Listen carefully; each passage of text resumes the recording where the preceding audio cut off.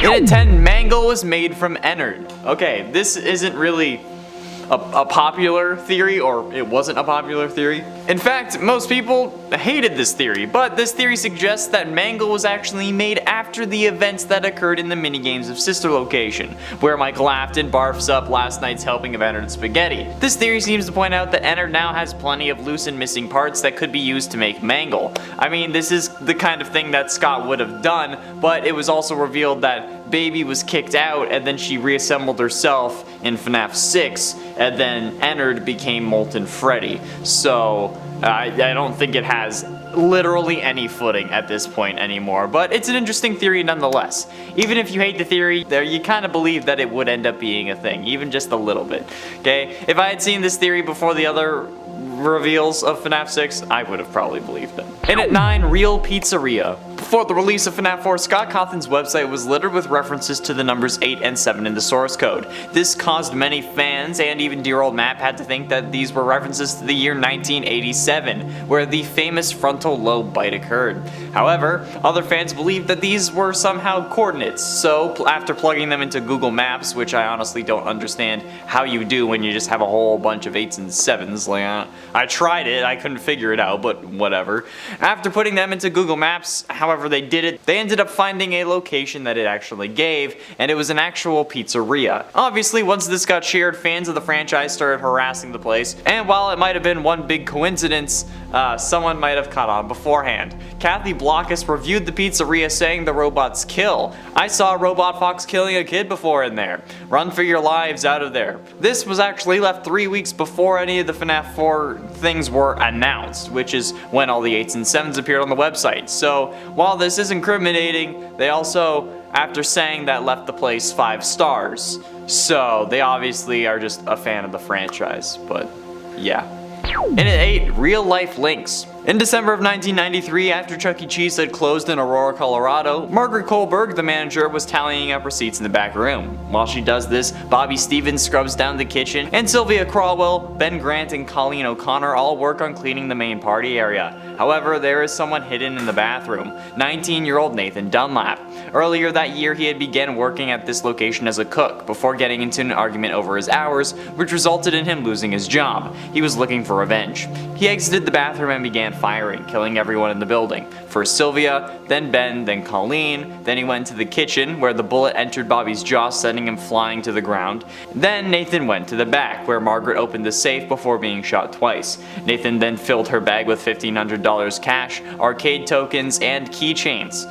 Thanks to security cameras, he was promptly arrested and sentenced to death. Obviously, this was the first MatPat game theory, and you know what? It sucks. It sucks that it happened, but it's still quite interesting. And while it may not be true that these events are linked with the first game and the mechanics of the first game, I still think the stories are so close it's impossible not to consider. Although when he came out with this theory, my first thought was, oh, so all I have to do to make a popular horror game is just find a just absolutely brutal story. And it's 7, Accident. Now, aside from me, maybe this whole deal was an accident, right? Maybe more so than just his kids getting killed by robots intended to kill. Maybe William's real first victim wasn't Charlotte. Maybe he did kill his wife, but accidentally. Maybe they were a bit too rough, or maybe she had a condition that made her susceptible to falling or something, and William accidentally tripped her. Maybe when that happened, in whatever way it did, William saw the life leave her eyes and liked it, but then wanted to see how it would look on a kid. So he set about making robots that would help him see it. But his kids got instead. But then he still liked the sight of it so much that he continued. Maybe he wasn't built like it, but the sight of watching someone die, maybe even his wife or lover, awakened something deep within him that then propelled him to kill. It's nothing new, it's happened to plenty of people before, but William is dangerous. He knows how to cover his tracks. Despite the absolute buffoonery of his methods, the cops were none the wiser. Or maybe he was just paying them off. In at 6, Demon Deal. This may be because my brain is watching too much Supernatural, but the possibility does exist that in a world with possession, living corpses, sentient biological code that can possess animatronics and people, and where spirits can possess people to keep them alive to suffer, that there is in fact also a hell and demons. And if there are demons, maybe this is why William is absolutely god insane. Maybe he sold his soul to a demon so that his business would be successful. However, so that the Reaper wouldn't come to collect, William decided to start making sacrifices. Or maybe it was demanded of him as part of his deal or something. Maybe the demon he sold his soul to wanted a little snack every once in a while, you know, some baby back ribs. Or maybe, due to this deal, he seeked out getting possessed by a vengeful spirit so that he wouldn't actually be able to be sent to hell. Or maybe that was only a theory, but he was willing to try anything in order to keep himself from eternal damnation. Just an idea. I mean, it's definitely unlikely. Probably like 99% not the case, but it's still interesting. Halfway through into number 5, meta theory. Now, honestly, this isn't possible. Not even in the slightest. Unless Scott had some seriously messed up story in mind. But my meta theory is just because I want a chance to yell in this video. And to be frank, this would be my serial killer origin if I was acting, okay? What if somehow, someway, William ended up seeing the FNAF Rule 34 art that's online? Specifically about his various forms, particularly Springtrap. I mean, that would be pretty blasphemous if I'm honest. And time travel does exist in the FNAF universe thanks to Into the Pit. So in theory, Afton could have gone to the future and seen the absurd Springtrap fan art and then gone back and had been so flabbergasted and traumatized from seeing himself lubing up Troll Tower that he went nuts and started killing the people responsible for his horrific perversion of his life. Whether it be specific people that did that or just the demographic that would grow up to then do that, okay? It could have just been the ships as well, like seeing himself shipped with the likes of animatronics that his kids end up possessing would certainly cause me to lash out. So yeah, not possible in the slightest, but funny as hell to think about, and frankly, understandable. And at 4, sacrifice. Maybe this isn't about fan art or a demon deal at all. Maybe Afton is just a religious man who worships the old gods, more specifically, the dark ones, and believes, like some ancient cultures, that sacrifice is the key to a peaceful and long life. I mean, in the end, if this is the case, he wasn't wrong. His misdeeds end up getting him possessed, which allows him to live for much longer than he should have without food or water, after being spring-locked for 30 years, and through multiple fires. I mean, if this is his motivation, this would absolutely make sense to him and actually to him be proven true. Like, maybe he doesn't know that his body is being possessed, at least until Ultimate Custom Night when the vengeful spirit reveals himself. Maybe until that point he genuinely thought that he was being kept alive by the gods. Hell, maybe even after the one you should not have killed reveals himself, he's still thinking that it's one of the gods instead of one of his victims. Crazy people believe crazy things, right? So who knows? Maybe Afton just thinks he's doing the Dark Lord's bidding in exchange for eternal life, or maybe an end to his suffering after losing his wife, or something like that, okay? There are many explanations, although I doubt that this one is very likely. I still like talking about it. It's fun to explore. Getting close to the end in number 3, you're the new killer. And you know what? This one was right. Well, yes, I did start playing through FNAF VR on the channel. You sure you go watch those. Share and like that video, because I'm not playing the VR game again. Hell no. No matter what you do in the final battle against Glitchtrap, you end up getting stuck in the game while he gets out. And maybe it's not actually the game. It was actually signifying that he was taking over your body and locking you inside your own mind. So, this time he was passing the baton on to you, or at least we thought that he could be, and it was true. I've already said it, right? Like, he was taking over your body, like physically controlling you while you were in your own head. That's what the door was. Princess Quest proved that in Security Breach. We all know this now, okay? We've done the research. I say we've done the research. We played the game. We read the lore bags. We know. It's a thing. It's canon. We play as Vanny in Help Wanted, and now we are the killer. We finally got to play as the killer in a VR game, and you know what? I've been wanting that for years. Although I wanted more specifically a Purple Guy Simulator in VR game, because I'm sadistic like that. But you know what? This is okay. I'm fine with this. We get to play as a killer, and it was a theory a long time ago, and you know what? It happened. So, yes. Penultimately, and in number 2, special delivery indoctrination. Okay, in the few cults that I've been a part of, we always have an indoctrination, something that you must complete before being able to join the group and ascend to the next level. But what would a cult surrounding praising a man who has sent animatronics after children do?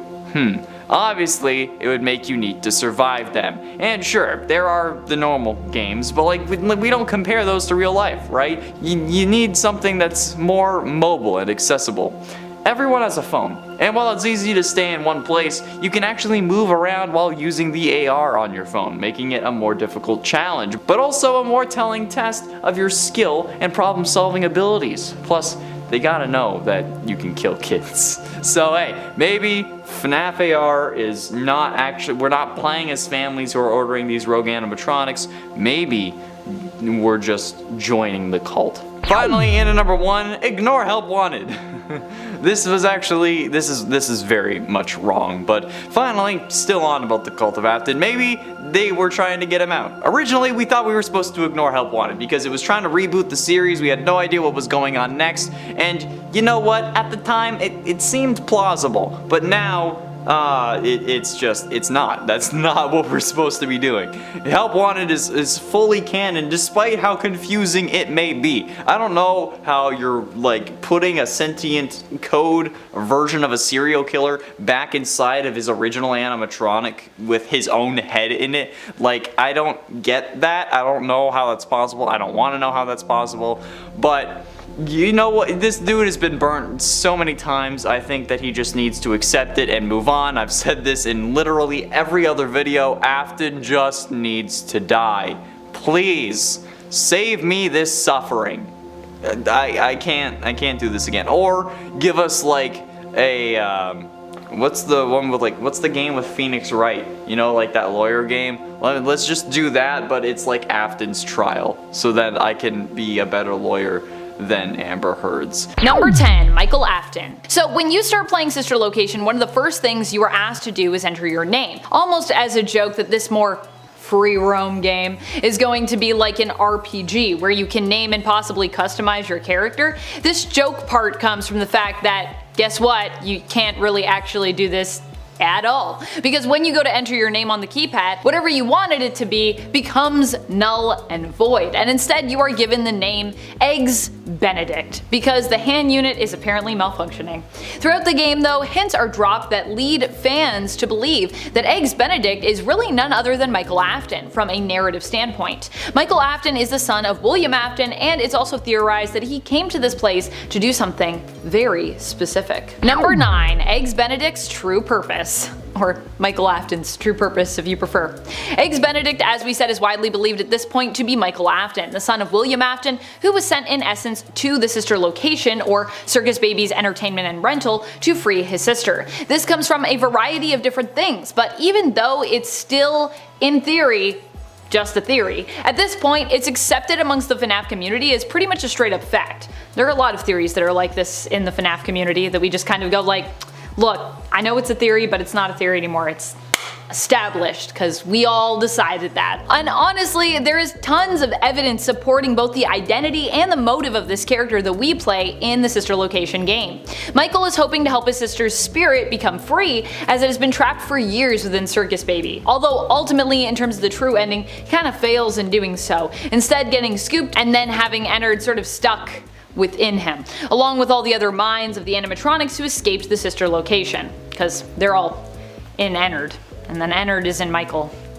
It's like, what are those dolls? The Matryoshka dolls. Just like you keep opening up, there's different layers. And friends, before we move on to this next spot, if you are loving this list and you want more lists like it, you know what to do. Hit that subscribe button, make sure you have the notifications turned on so you don't miss out on any of this good FNAF content. Number 8, Ballora and Circus Baby. Perhaps Ballora and Circus Baby are the only two animatronics who possess souls within Sister Location. They both seem to be implied to have been people, or at least connected to people, and their emotions in life. Ballora seems to resemble the sadness and hope of William's lost love, and Circus Baby is obviously meant to represent Elizabeth, William Afton's daughter, even seemingly being the reason why Michael Afton came to the facility in the first place, in order to free the trapped soul of his sister from within her. Is it then possible, when it comes to the animatronics, that these are the only two animatronics that actually possess souls, if you will? If this is the case, what makes the other animatronics sentient? Or are there other victims / individuals tied to those other animatronics that we simply don't know about? I have many theories on it, but yes, I think that overall, I think Ballora and Circus Baby, the only two with like spirits or souls in them. And it's 7 Dream Theory. Most of you, if not all of you, have heard this before. The theory that everything we have seen in these games is a dream. Sure, Help Wanted gets meta and kind of puts this theory to bed, but what if all the things that we are seeing is still a dream? What if it's not the crying child in his home or in a hospital room waking up every morning? What if it's William Afton dreaming about the insane things that he plans on doing and how well it works out? Well, to him it would be working out because he's a lunatic, but like, time works differently in dreams. You could go a whole month of your life and wake up and it's only been 6 hours. And sure, you're able to control your dreams to an extent, but that's very difficult to do. Once you realize you're dreaming, for the most part, you wake up. So what if he's only considering killing kids right now? And this is his mind telling him not to do it, or to do it, because again, he's cuckoo for Cocoa Puffs. Or there is another theory that we are still dreaming through Crying Child, where he is just now further into the dream, trying to justify what he saw so that when he wakes up, he isn't terrified. Or he played the games and then actually had real nightmares about them. In at 6, Withered Bonnie Wants Your Face. In Withered Bonnie's jump scare in FNAF 2, we can actually see him reaching towards your screen, as if reaching for your face. I mean, to be fair, he is missing his, and the other animatronics attack if they see an endoskeleton, but if he had an exposed endoskeleton, why would he attack another one when they're one of his own? Withered Bonnie is also essentially reaching for the Freddy mask that you have on your head, maybe thinking that it can use it to prevent others from attacking him, since his frickin' face is missing, making him absolutely terrifying. Actually, now that I think about it, like, what if the reason they're attacking you is because they can sense the remnant in your body? Maybe, in fact, you do get scooped before becoming the night guard at these pizzerias, and now you look like you should be in a suit because Ennard is inside you, or maybe he's already evacuated at this point. I don't know, it seems like a stretch, but I figured I would put it out there. Halfway through into number 5, the movie isn't real. We all know about the Five Nights at Freddy's movie, supposedly in development by the same studio that made Paranormal Activity, Blumhouse Studios. But what if that's not really going to happen?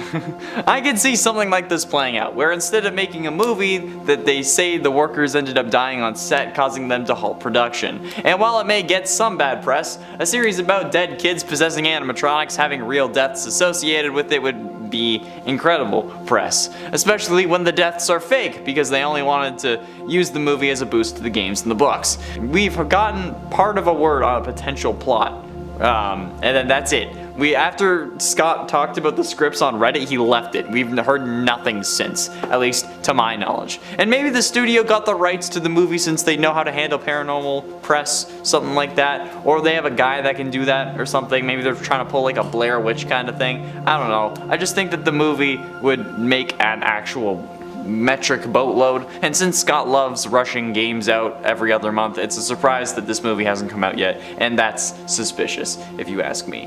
And for the Cult of Afton, another theory that I saw from MattBat in Help Wanted's Curse of Dreadbear DLC. In Help Wanted's Curse of Dreadbear DLC, you are tasked with collecting 4 keys from a corn maze while Hollow Foxy chases you. Or I guess Jacko, or not Hollow, no, it is Hollow Foxy. It should be Jacko Foxy, but whatever. Well, if you end up finding all 4 of them, a 5th one appears. A glitchy one, and if you manage to get it, it unlocks a cellar, which looks like the barn that acts like the hub of the game, but it actually isn't, because it's a cellar, not a barn. Either way, this time the banner is torn up, as if it's been decaying for years, and then there's a bunny mask sitting on the table next to an unlit candle, in a circle of potentially blood or maybe red candle wax. Well, you put this mask on and your breathing slows and relaxes, and then the DLC is complete. When you head back to the prize counter, you can wear the mask there again, but if you do this while holding Glitch Trap's plush, you actually seemingly start having a conversation with someone, but you can't hear the other person, you only hear you. This led MattPat to believe that there is a cult forming around worshipping Afton, and maybe even trying to bring him back from hell. And I mean, Vanny brought him back from hell. Maybe she's just not the only one that's possessed, right? I mean, they're gonna have to do something now that we have no idea what happened to literally any of the characters. So, who knows? I sure as hell don't. Number 3, Elizabeth's death. Is it possible that Elizabeth's death wasn't William Afton's fault at all? What if Circus Baby was tampered with and this is ultimately why she killed Elizabeth?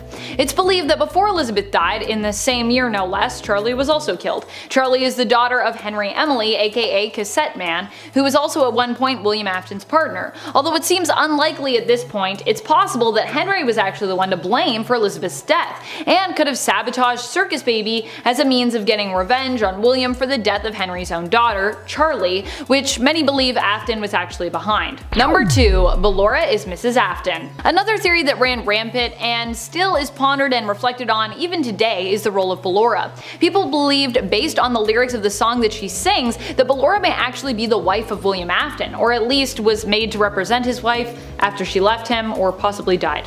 This woman could also be the mother to his children. Ballora was perhaps created to fill the void of the woman he loved so much. Or if you want to interpret this character a lot more literally, perhaps she is the mother of his children, who are maybe all animatronics that he built, and Ballora sort of like filled a mother role for them. Although I will say there's not a lot of evidence to support that in regards to how Ballora seems to act with the other animatronics, but hey. Number 1. Clara is Mrs. Afton. Some others believe that Clara is meant to represent Mrs. Afton, suggesting that the soap opera Eggs Benedict, aka Michael Afton watches on his day off, Immortal and the Restless, is actually meant to represent the story of William Afton and his romantic partner. In this story, the main character meant to represent William is a vampire named Vlad, who denies that Clara's child is his, despite the fact that the child has lots of odd behaviors that only a vampire baby would likely be capable of. This could suggest that William was the one that attempted to abandon Clara, but if that is the case, then how did he end up looking after his children? How did that happen? Was he resentful of having to take care of them, and that's perhaps why they met untimely ends? Is it possible that it was all part of William's plot to get rid of them? Are Clara and Vlad meant to even represent Mrs. Afton and William? I don't even know. It's a lot. I think at this point I'm leaning more towards no, but I don't know. I always come back to this and I'm like, is it true? Is it not true? Supposed to be a symbol of this or not? In a 10, save him. Now, there is a very clear connection between the Ruin poster and the Save Them minigame from FNAF 2. The text on the screen, at least to me, indicates that what we will have to do is save Gregory from whatever situation that he's in, with Freddy. Since we know that eventually he does make it to that hill that he sits on in the true ending, in the Princess Quest ending. However, it could be possible that that scene, in this case, is just a dream, since it's more realistic than the other endings. That could also just be because it's the true ending and it's canon, but it's currently unclear. Obviously, if it's real, we will end up being successful, but it's possible that our character, whoever she is, will die in the process. I could also be drawing weird connections between things that aren't really linked, but that's always possible when theory crafting, at literally any point, so. In at 9, Robot Gregory. This poster, in my eyes, also helps prove further that Gregory is in fact a robot, since after all we get confirmation that Vanny messes up the cameras, as you can see from the two screens that have Vanny on them. They're both glitching out. This is further supported by our last point, because how would Gregory be able to add a help me sign to a screen without being able to access the cameras? Nowhere on our fast watch does it say that we can add text, and Freddy clearly doesn't have the ability, since he would have used it during the section where we have to open the doors for him so that we can then be a sussy baka and vent, instead of just, you know, standing there and waving. He could have had text flashing up on screen so that we can see him easily. Multiple people I watched play this had difficulty with this section, okay? Freddy just flashing some text on screen saying I'm here, especially when the player takes a while, would have established that he had this power, but they didn't. So unless they want to somehow retcon that in, it has to be that Gregory's controlling it. Most likely because he's a robot and he can just, like, tap into the cameras. And at 8, no more Freddy. There is also a possibility that Freddy is destroyed, or that he won't be in this DLC at all thanks to the statue we see on the poster. This poster could be an indication of what happened to Freddy after the Pizza Plexus collapse. I mean, after all, the collapse did destroy Chica, right? So why couldn't it have destroyed Freddy too? Yes, he ends up on the hill with Gregory, but like I said, that could be a dream or a heaven of sorts, or it could be years after the actual ending of the game. We can't really be certain. Or at the very least, the game could be omitting Freddy and he won't make an appearance for whatever reason, hence why the statue is destroyed. I mean, like, Look at it. This thing is in pieces, but why? There isn't much rubble around it, and the escalator walls are way less damaged than this, so why would the statue have been so heavily damaged if there was nothing that actually hit it? Seems a bit sus if you ask me. Number 7. Mini Rena and Bitty Bab. What if the Mini Renas and Bitty Babs were actually created by Ballora and Circus Baby, respectively? The interesting thing is we don't get close-up looks into the making of these smaller characters and, you know, like their blueprints, their behind the scenes. Is it possible because Ballora and Circus Baby in essence have souls that their individual consciousness might be capable of crafting their own animatronics? I'm not sure. There isn't a ton of evidence to support this theory, but I just kind of thought it was a cool idea, and to me it makes a lot of sense. After all, the Mini Renas look especially crude in comparison to animatronics like Ballora, and honestly any of the other animatronics in this game really, which could be an indicator that they were, you know, made by someone still figuring out the ins and outs of animatronics. Not a master like William Afton, which, you know, he would probably already be a master at this point. And we already know that Ennard was in part made by Circus Baby, using the other animatronics parts. So it could kind of actually make some weird sense for her to be making animatronics. Number 6. One of the bites? I can't even believe this one is out there, and still some people believe it to be true. Well, I've looked at the Sister Location game a lot, and I mean a lot. This was one I had actually never come by before until doing this video. The idea is that the death of Elizabeth Afton, where she gets scooped or, you know, gobbled up or whatever you want to call it by Circus Baby, is meant to be the bite of '83. This is because her death is believed to have taken place in 1983. However, it seems that she wasn't alone in perishing that year, if that's to be believed, because Crying Child also supposedly was bitten and later died in 1983, or was bitten in '83. I don't know if we really know when Crying Child died, but I'm assuming it was the same year. So is it possible that there were multiple bites? Or should we not even count Elizabeth? Do we consider what happened to her to be a bite at all? Typically, bite of '83 is attributed to Cece, but apparently there are those out there who believe that Elizabeth may actually be the death people are talking about when it comes to this still somewhat mysterious bite. Number 5. Afton's mistake. There are also a ton of theories when it comes to what caused Elizabeth's death. Was it a malfunction of the animatronic? Was it intentional? Many people attribute Elizabeth's death to William Afton, her father, suggesting that he perhaps even did it on purpose, possibly cracking, or that it was like an accident perhaps, due to faulty programming, or, you know, too good of programming maybe on his end.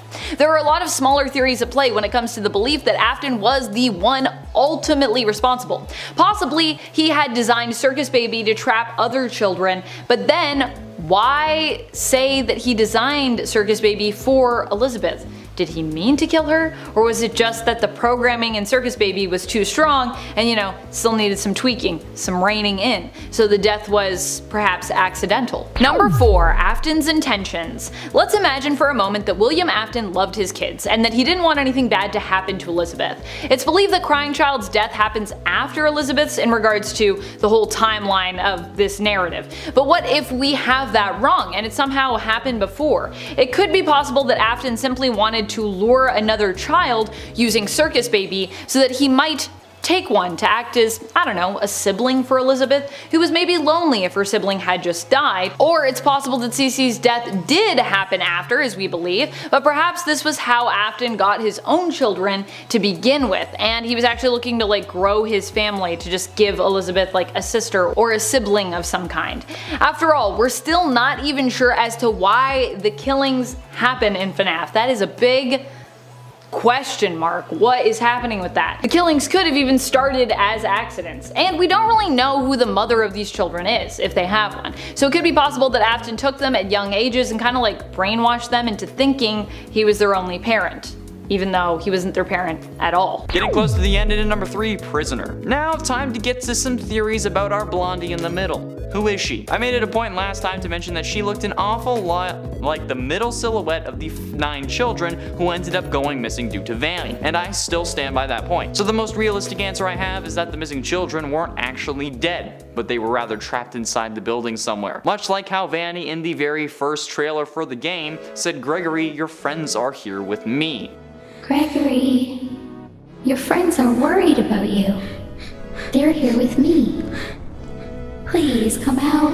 So clearly Gregory must have known these children, right? Which explains why he came to the Pizzaplex in the first place, but it doesn't explain how he never mentions them. Either way, this is a very real possibility that this blonde girl is just a missing child who, thanks to the collapse of the Pizzaplex, managed to escape containment. But ultimately, in at number 2, Elizabeth Afton. Okay, this one is a bit wild, but hear me out. I also mentioned last time how both of these kids look like Aftons. Gregory is very clearly meant to at least be an allegory for crying child, okay? The stripes on the shirt, the age, the relationship with Freddy, it was right there in our faces. Whether you believe he is a robot or not, he is at least meant to represent crying child. And now, look at this girl. While she may be in black and white, she is still very clearly blonde. She has pigtails like Baby does, and we all know who Elizabeth ends up possessing. She's wearing a skirt exactly like Elizabeth was wearing in the one time we see her in Sister Location. I mean, if crying child's 2 stripes are enough for a comparison, I think this is more than enough. And then, look at her shoes. The lights are the only thing that has color on them, which is very clearly meant to have our attention. And then those lights are purple and red. Purple very clearly representing William Afton, and while last time I said that the red could be Vanny, Baby is absolutely covered in red, from the clothes to her hair. Red is all over that animatronic. Or it could be that this girl is evil, just like how Elizabeth always wants to impress her father. Just saying. It's not the craziest thing this series would have done. Okay, it would have been, okay, but it's not out of the realm of possibility. Or again, they could have just been taken because they look like the kids. And finally, in at number 1, time travel. This one is crazy, I will admit, and it's most definitely not the case, but FNAF has already established time travel as possible in the very first Fazbear Frights book called Into the Pit. Remember that one? Where Oswald ends up jumping into a ball pit and somehow leaving 2011 and appearing in 1985 to witness the missing children's incident? Yeah, that story wasn't written for no reason. And where do we see the first ball pit that wasn't in a pizzeria that was simply meant to lure animatronics around? Oh, would you look at that? The Mega Pizzaplex. I'm just saying that time travel has already been established, and considering how sketchy Gregory is, I wouldn't put it past him from being from the future or something. There are actually 2 key indicators that point in this direction, at least in my mind. The therapy disc where the therapist calls client 46 out on the lies about their home life, and the fact that when he leaves the Pizzaplex in the worst ending, he sleeps in a cardboard box. The therapist in the tape says that 46, which I'm still certain is Gregory, has a great home life, but what they told their previous therapist was a lie. But if that is the case and his home life is great, despite saying his parents and him suffered some form of tragedy, how is it that he sleeps in a cardboard box? Like, his home life is great, but he sleeps in a box. Because it hasn't happened yet. The tragedy where he most likely loses his parents hasn't happened as of when the game takes place, which would mean that this girl could be Gregory's sister who came back to save him when he didn't return. Or he could be lying and instead using the name of someone he knows is a missing child in the future, which is why he can't go home. Or why the therapist describes him as writing down his past as if it was a story. Because it is a story, just not his. In at 10, Spring-Locked Cassidy. Cassidy is the most mysterious victim in the missing children's incident. Her name was hidden for years, only being revealed in the survival logbook and then confirmed in one of the FNAF movie scripts that Scott tossed out the window in a post on Reddit. But honestly, we don't really know much about her. We don't know how she died, and there are plenty of theories that claim to have evidence of her being a Springlock victim. Maybe William knew that it would be easier that way. I mean, after all, she does go on to possess Golden Freddy, and we figured that he could be a Springlock suit that had the guts removed, hence the slumped over nature in his FNAF 1 form. However, if this was the case and Cassidy's body was in that suit, wouldn't they have found it when they were gutting the animatronic? I mean, maybe William was the one who gutted it, considering how he was the suit technician, but for a suit technician, he also missed the fatal flaw with the animatronics that he literally designed, since he got in the suit while it was wet. Either way, Cassidy could have been spring-locked, and it would kind of make sense. At least, until Scott acknowledges it, though, it's just an idea. Maybe a theory, though. Get it? In at 9, Michael sucks. Okay, I get that people think that Michael is the good guy of the series. It certainly seems like he is playing the hero, okay? He's going after his father, trying to make up for his sins, kind of like Oliver Queen style. But Really, Michael honestly just seems like he's faking it this whole time and not actually really doing anything. Like, sure, he says that he's going to like right his father's wrongs and come after him and whatnot, but like looking at him, he's not doing it because he's a good person, okay? He's doing it because he feels bad and not because of like some actual higher purpose. He blames himself for getting his brother killed, which subsequently means that anything that he tries to do good is only to make himself feel better about his mistakes. Because in the end, there's nothing that's gonna bring his bro back. Well, I mean, aside from turning him into a robot. But William has that covered, okay? He doesn't even really actually have the stomach to really end his father when given the chance. He says that he's gonna come find him at the end of Sister Location, but when he finds him in FNAF 6, he's not the one to burn the place down to stop him. Henry's the one who does that. Hey, Henry is the only one actually willing to stop William, and that just shows how serious Michael is about this. Like, yeah, Henry lost a kid, but Michael lost a brother, okay? If he really wanted to make sure that William was stopped, he also just wouldn't have let himself burn in the FNAF 6 fire, just to be sure that his father was down for the count, okay? But instead, he lets himself die so that he won't have to regret hurting his brother anymore, because he has the curse of knowledge, and knowledge is a curse, okay? Ignorance is bliss. You can quote me on that. And today, Ruined Afton. This is a bit of a wild one, but hear me out. I've mentioned previously how multiple security breach kids look like Afton kids. Gregory is very clearly meant to at least be an allegory for Crying Child. You know, the stripes on the shirt, the age, the relationship with Freddy. I mean, it's right there in our faces, okay? Whether you believe that Crying Child's a robot or not, he's at least meant to represent Crying Child. And now, look at the new Girl from the Ruins poster, okay? While she may be in black and white, she is very clearly blonde, okay? She also has pigtails like Baby does. And we know that Elizabeth is possessing Baby, okay? She's wearing a skirt exactly like Elizabeth was wearing the first time that we see her in Sister Location, and I mean, if Crying Child's 2 stripes are enough for a comparison, I think that, you know, a whole outfit is more than enough. And then, look at her shoes, too, okay? The lights are the only thing that actually has color on them, on the character herself, which is very clearly meant to get our attention. And then, those lights are purple and red. Purple, very clearly meant to represent Aftons in general, because you know, purple. And while previously I said that the red might have been Vanny, Baby is covered in red, head to toe. From her clothes to her hair, red is all over that animatronic. Or maybe it could just be that this girl is evil, like how Elizabeth always somehow wants to impress her father for some reason, even though he's the reason she's dead. I'm just saying, okay? It's not the craziest thing that this series would have ever done, alright? They literally brought Afton back as sentient code and then put him back in his own body after he was possessing someone, and then also kept them being possessed, alright? It's not out of the realm of possibility. And it's 1 year later. With the DLC not releasing until 2023, the question remains of when in the timeline it will take place. Yes, it will take place after the true ending for Security Breach, but how long after the true ending is the question. See, with the state of the animatronics, it seems that it could be later on, and the release date being 2 years after the release of the original game means that it could be linear in the timeline sense, so it could also take place 2 years after the ending. But that would then bring on the question of why is Gregory back there if it's a year or 2 later? But then we also have to ask who is this girl and where they came from if we're really going to know this answer. So while there are theories, this one specifically coming from Amanda because of the release date, we still don't know for sure until we have some more information. Time to wait another 6 months before another teaser. And it's 6, Chica Graffiti. While zooming in on Chica like I always do, I did notice that her torso seems to have traces of red on it. Now what this is in reality is definitely unclear, but it could be graffiti, indicating that this could be later on in the timeline. She could have been decommissioned for a while after being revived for whatever purpose, and maybe some kids got to her and decided to spray paint her.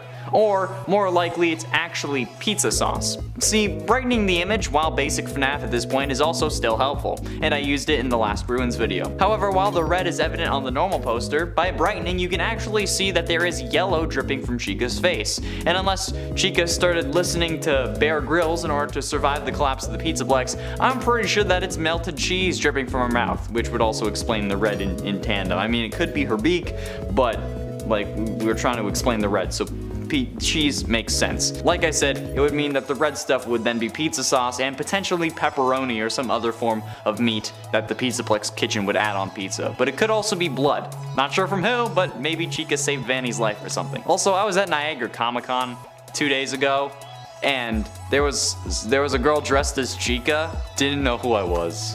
It was kind of offensive. It was really humbling. Halfway through, into number 5, the FNAF ARG. This was brought up in a recent MatPat FNAF theory, and people are starting to suggest that it's going to be involved in this DLC. The basic idea that the FNAF Fazbear Frights books were originally going to have an ARG that Scott ended up cutting out for whatever reason, and then released part of it in the Felix the Shark Book 12. However, I'm here to tell you guys that it's not real, okay? Scott has said on multiple occasions that he doesn't want to cross the line between fact and fiction, and that he wants to keep the two worlds separate, probably because FNAF relates so closely to Chuck E. Cheese. And that's also why he wouldn't really make a real FNAF location, okay? He stuck to this so hard that he didn't even make a website for the indie game dev introduced in FNAF VR like he wanted to, because he thought that it would be too fuzzy for the line, okay? So, look. There is no FNAF ARG, okay? If a website is too much, there is no bigger quest here. Last time we thought this, there was a restaurant that got harassed, and a pizzeria owner who just so happened to be named Mike also got harassed. So please, don't go out searching. If there was an ARG, I'm sure Scott would have said something about it, okay? So don't harass anyone, just stick to the games and the game files. Crack open FNAF 3's mobile game if you want to see if there's the image there. Just leave the real world locations and people alone. And at 4, simulation. It's also worth mentioning that there are multiple instances on the poster that feel unfinished. Now, I don't know if this was because the poster was rushed, which has seemingly been a trend with FNAF recently, or because they're simply mistakes, but I wanted to point out in case it has bigger implications. Like when I mentioned the last time we talked about this, the floor at the bottom actually cuts off, but the rocks on top of the floor don't. Mostly because at this point the ground without brightening had mostly faded into black, but the rock was still kind of visible. However, even unbrightened, you can see the clear divide between the tile and just pure black. You can also see that on the left, the floor does the same. And this is very clear in the original poster, okay? I mean, like, there's even a glowing rock sitting at the border. Oh, it's like glowing because it has reflecting light on it, but it also kind of reminds me of when an item is important, so it's highlighted in the game even if it makes it unrealistic. But the most interesting part in my eyes is the tree on the far right. The one in the back next to the escalator. The bottom 2 sections of it are blank, like they're just filled in with a black outline and then solid brown color. Like the artist had finished the color blocking and then forgot to finish the tree despite doing the rest of that tree. I don't know if this is intentional or not, but if it is, then could this be pointing to the entire thing being a simulation? Which would then bring up the question of how and who. Like maybe this is what Vanny is seeing in her head while Glitchtrap was taken over, so that she's still like the good guy in her head, so she's not fighting back against Glitchtrap's control. Or maybe it's Gregory still caught in his dream that started in 1983. Getting close to the end, into number 3, psychopath. There are hundreds of possible reasons for why William Afton started killing. None of them really justify a killing spree, obviously, and a lot of them have to do with him losing his family, but there's also just the classic reason that there is no reason, and that William is just your typical run-of-the-mill psychopath and has no remorse for any of his actions. Now, the vengeful spirit referred to as the one you should not have killed seems to prevent this theory from being true, since if he had no remorse, nobody would really be considered the one that he shouldn't have killed. But remember, they named themselves. William didn't really name them because the manifestations in his head in FNAF Ultimate Custom Night were made by the vengeful spirit who wanted him to suffer. So William might not have considered them someone they shouldn't have killed, whether it be Cassidy or Crying Child, but they considered it themselves. It's entirely plausible that William has no regrets for any of his actions, hence why he continued his killing spree after he lost 2 out of his 3 children to it. I mean, he even sent Michael down to see his sister possessing a robot, who then also tried to kill him. So I think it's safe to say he probably doesn't really care about losing people that he should love, okay? He probably only had kids to actually seem normal, like those who are considered psychopaths or more commonly sociopaths try to fit in by having kids. Maybe he was doing that. But ultimately, into number 2, the truth about Remnant. Currently, what we know about Remnant and Agony tells us that to destroy it properly, we need to burn it, hence why there are so many damn fires in this series. FNAF 3, 6, and 9 all end with something or someone getting burnt. FNAF 3's fire was all about dealing with Springtrap, FNAF 6 was about putting everyone who knew about the atrocities that occurred at Freddy's to rest, and then in FNAF 9 we burned Burntrap multiple times to get him to stop possessing Freddy. And this is all because Henry learned that the only way to destroy Remnant and put these things to rest was through fire. But how is it that really we deal with all of these animatronics and people? Like, cause like all 3 of the FNAF fires haven't really worked. We've been told that fire is the only thing hot enough to burn off Remnant, but we've also seen it described as being a liquid metal. If the soul-infused metal can be a liquid, then how is it possible to burn off the soul part? That's not how it works if something can be molten. So in essence, every single animatronic who was supposedly set free by a cleansing fire wasn't actually set free because of a fire, which leads me to believe that we actually have false information and that Dr. Talbert lied to us. But I mean, he wouldn't do that, right? He's researching things to get his little girl back, right? Well, this is where this theory actually happens.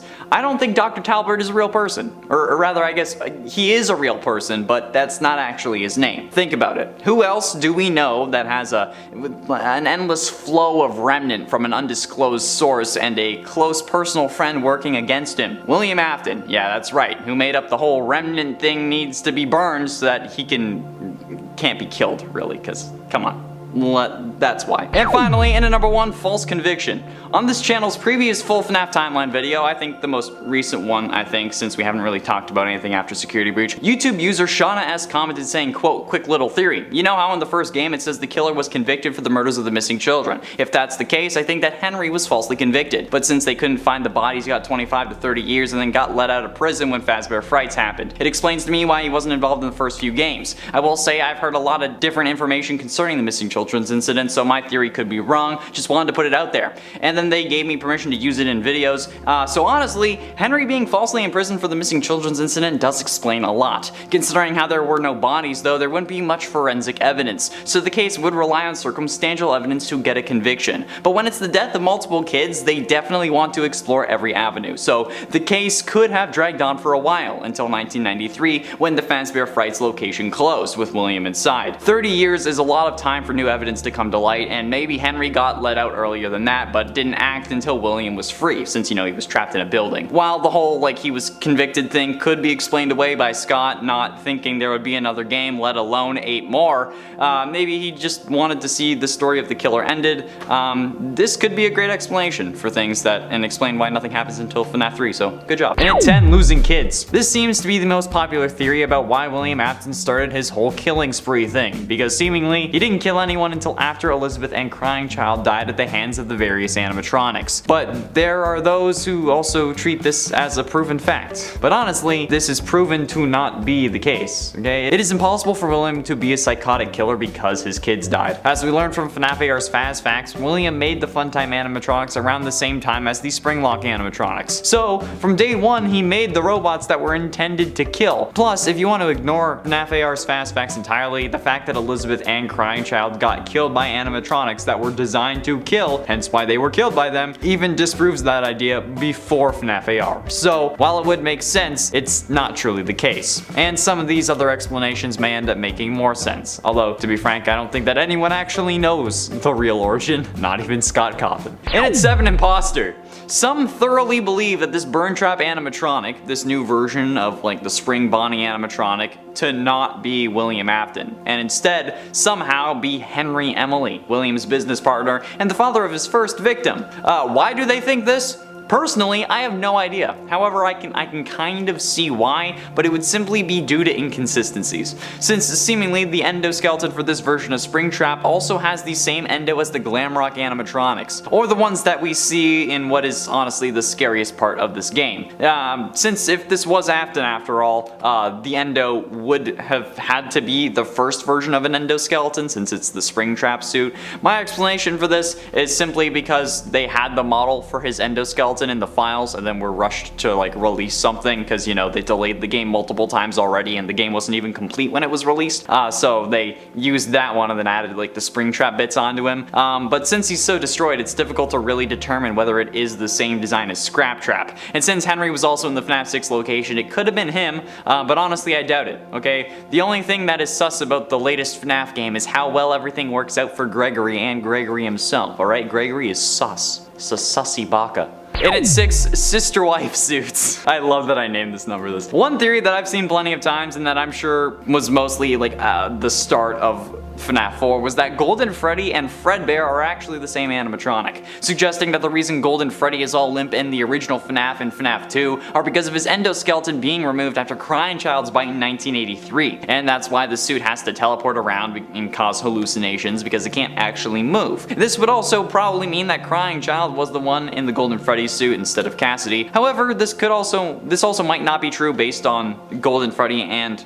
Fredbear being separate characters in Ultimate Custom Night, but also one of them's a nightmare version, so I don't really know if that counts. But also, just like the coloring and the size, Golden Freddy is much smaller than Fredbear would have been, and would have had to be, since, you know, Fredbear would have to accommodate a human plus robot parts on the side, and Golden Freddy wouldn't have to necessarily, since he would just be an animatronic and not a springlock suit. Halfway through into number 5, Henry Emily. Now, this is certainly an interesting idea, because seemingly Henry has died in multiple ways across FNAF canons, with his first apparent death being in the FNAF world at the hands of Baby. His death in the novel seems to have happened before the Silver Eye starts, and then he dies in FNAF 6 along with everyone else. But could one of these deaths involve a springlock failure, or maybe just have something to do with springlocks? Maybe Afton offed Henry in one of these realities himself, or maybe Baby has some form of springlock mechanisms inside of her, and then when she killed Henry, she used those. I mean, hell, maybe Henry just climbed into the wrong suit at the wrong time. It's a question that we don't really pay attention to because, well, Henry's death doesn't really mean much to the story,